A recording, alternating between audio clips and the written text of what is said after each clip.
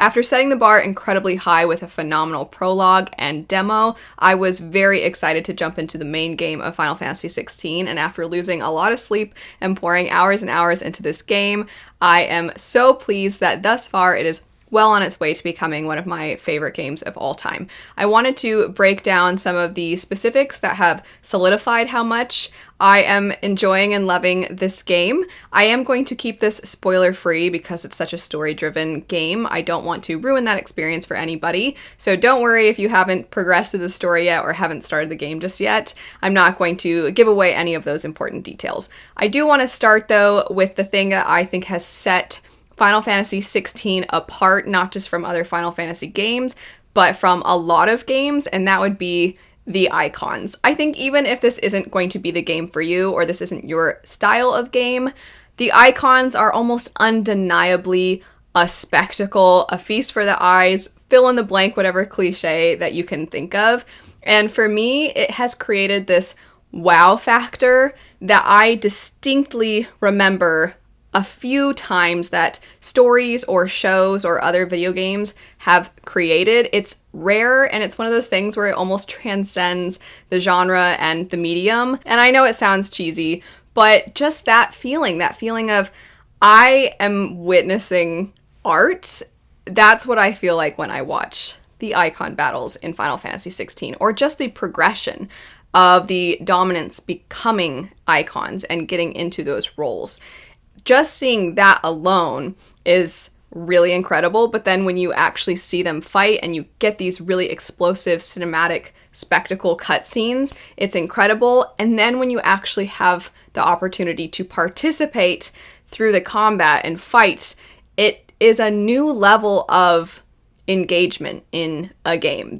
In the past, it's felt like those are the things for the very end of the game, or those are just things for cutscenes.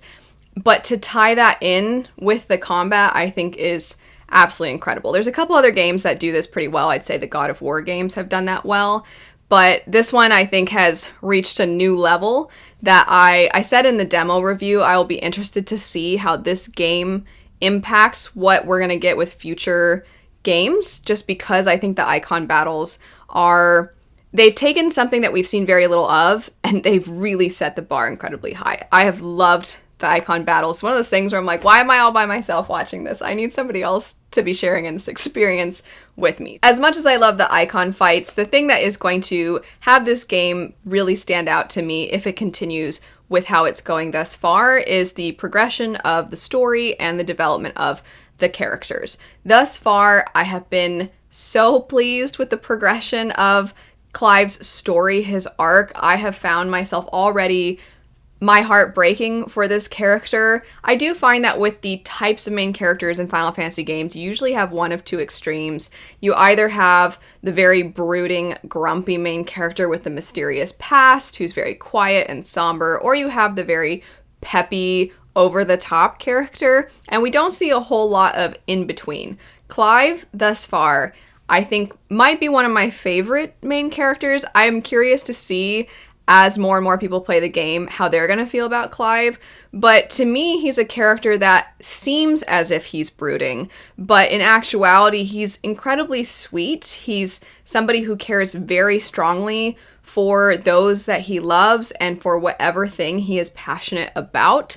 But it's the bleakness of their world, how harsh of a reality he has had to face, that has shaped him. But deep down, he truly, to me, seems like an incredibly sweet character. He's a character that I think is very strong, but at the same time, very vulnerable, and it humanizes him. It makes him feel like a real person, as opposed to that stereotype of the brooding character or the other extreme of the ridiculous character. The beginning is really focused in on him, and then it's slowly getting into the bigger picture. I am really enjoying getting these bits and pieces of the bigger picture, and I think Clive, one thing that I've enjoyed seeing is that as he is battling his own inner demons, that he is also recognizing sometimes you have to put yourself on hold when the world needs you to step forward, and I always love characters that are willing to do that. So all around, I'm a big fan. I'm a big fan of how we're progressing through the story and Clive's arc. The exploration of trauma is also explored brilliantly, and how you see so many other characters interact with Clive and how they fit into things. There are times where the game has really surprised me, where there will be something that I think is kind of just like a whatever moment in the game, and then it comes back, and then it's devastating, and I find myself really caring about random individuals that you interact with.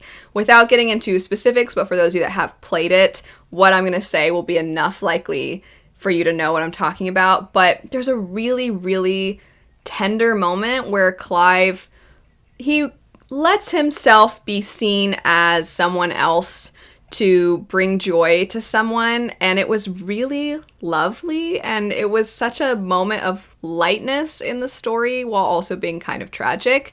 And then later, when you see what's transpired in that particular area, I was like, gosh darn it, no. I was so sad at that. And there's other characters in that area who you really felt for. And just Clive's reactions to things and how things settle in him, the devastation that he feels. It makes it so that you feel like you're there with him, experiencing all of that too. It's great. A little note about the combat itself and some of the navigation of the game. The combat, for me, while it had the potential to be incredibly repetitive and get boring very quickly, I do think anytime I start to feel like, all right, I wouldn't mind if there was something else going on, the game delivers and it gives you new things that you can take advantage of and try, and it looks really cool and it's satisfying. So I'm liking the pacing of the complexity that is being delivered to you throughout the combat. It's very smooth, and I always feel like I know what I'm doing, which is great. It is a little too easy thus far. That's my one complaint about the combat, is there hasn't really been anything that's felt like a challenge, but I'm hoping a lot of Final Fantasy games get to a certain point where suddenly you're like, oh wow, I suck. And then you have to grind a lot. So I'm actually kind of hoping we hit that at some point so that I feel like there's a little bit more to strategize with when it comes to the combat, but I'm still really liking it, and it is very visually appealing. And then as far as the scenery goes, talking about visually appealing, the scenery is gorgeous. There's so many times where I'll get to a new area and then I just stop and look around, like, oh, look at the waterfall, look at the windmill, look at the ocean next to this field of really weird people. And because some of the people are really not great people, but anyway, the scenery is stunning. And I've really enjoyed all the small little villages, the towns, the cities that you go through. Everything looks so seamless, and I just love as you approach areas and everything sort of starts to come into view. And also, if you look up, you get incredible attention to detail. So I've been blown away. I know games like Ghost of Tsushima are ones where I'm like, I don't want to fast travel. I have the time. I'll walk there. And that's how I feel with this game too. Like, let me walk everywhere because it's just so beautiful. I also think there's a level of artistry to the architecture that you see in a lot of the areas. It makes me very curious about the lore of the game. There's been a few times that the architecture seems to be almost of a different time, and you get hints of that in even how the characters will look at things or talk about things. Wrapping it up, I'm going to give just a list of some random criticisms that I have, and then also some random pros. I'm going to start with the criticisms. The graphics are a little inconsistent with the characters. I'd say at night, and then also a lot of the really, really close-ups of the characters are fantastic, but then occasionally there are times where the characters are they almost look as if there's a filter on them, and they almost look a little too smooth. I would like a little bit more detail. Feels like they really weren't all too concerned with getting the attention to detail. I wish they had, because it's certainly in the scenery, it's certainly in your surroundings, and very much so in the icon fights. So it almost makes it more noticeable when it is exceptionally smooth and almost flat looking. So I do wish we'd had a little bit more with the characters, the graphics there. I mentioned that the combat is a little too easy for me right now. I'll go ahead and reiterate that. I wish that certain things were a little bit more of a challenge. currently it feels like the fun of the combat is just seeing which style you like, but I want to figure out which style I like because for me it's the style of combat that is the most strategic, not because it just looks the coolest. And then also some of the exposition that we've gotten about other world building details and lore and the current predicament from one kingdom to the next, sometimes it is exceptionally lazy. There's one scene where the characters are learning a little bit more about how people treat a different group of individuals, and you're talking to someone as they're telling you, like, they don't treat them very well. And then a person just walks in and is basically like, here, I'm an example of somebody who treats them like trash. And then you're like, wow, they sure treat them like trash. And you're like, that was very convenient. And I just wish we could have had that play out a little bit differently. And then there's a couple of side quests. That's not too surprising. There's a couple of side quests that you're like, all right, this is a little tedious.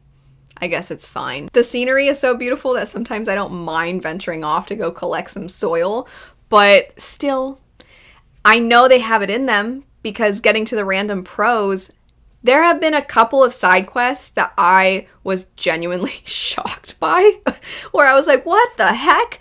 And they get so dark. You do not want to pass up the playthings and the all bark side quests. So make sure you do those ones. They're very short. They're basically right back to back. And they were very morbid. And they definitely had an impact on me. The last couple of pros, random pros for the game, the voice acting is absolutely incredible. And the music is great.